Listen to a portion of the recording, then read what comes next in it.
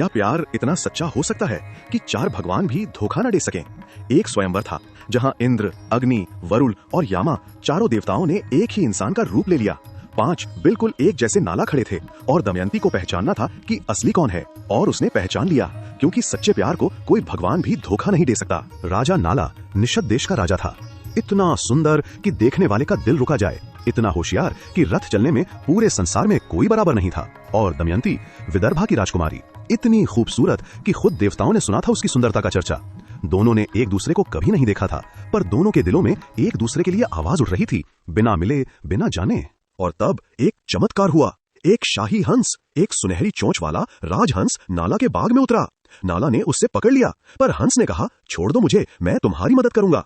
वो हंस उड़ के सीधा दमयंती के बाग में गया और उसने नाला की तारीफ इतनी खूबसूरती से की कि दमयंती का दिल धड़कने लगा। हंस दूत बन गया, दोनों के बीच प्यार के संदेश ले जाता ले आता। बिना मिले ही दोनों एक दूसरे के दीवाने हो गए। दमयंती के पिता ने स्वयंवर रखा, और जब देवताओं को पता चला कि दमयंती ने नला को चुना है, तो इंद्र, अग्नि, वरुण और यामा चारों ने नला का ही रूप ले लिया। बिल्कुल वैसा ही चेहरा, वैसी ही बॉडी, वैसा ही ब्लू धोती और सोने का मुकुट। 5 नला खड़े हो गए कतार में, और किसी के लिए भी फर्क करना नामुमकिन था कि असली कौन है। दमयंती धीरे धीरे अन 5 के सामने से गुजरी और उसने गौर से देखा। देवताओं की आंखें झपकती नहीं थी, नाला की झपकी। देवताओं के पैर जमीन को छू नहीं रहे थे, नाला के पैर जमीन पर टिके हुए थे। देवताओं के माथे पर पसीना नहीं था, नाला का माथा हल्का गीला था।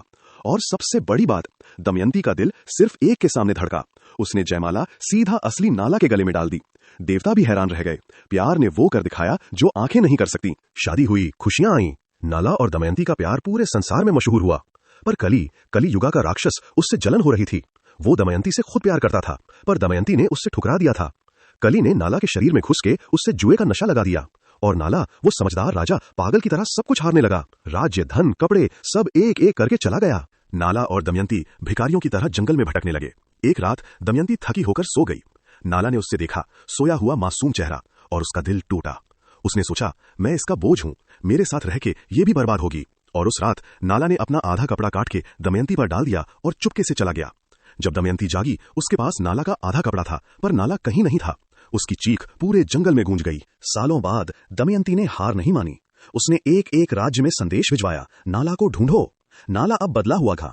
कली के श्राप से उसका चेहरा बदल गया था। वो एक बौना काला सारथी बन गया था।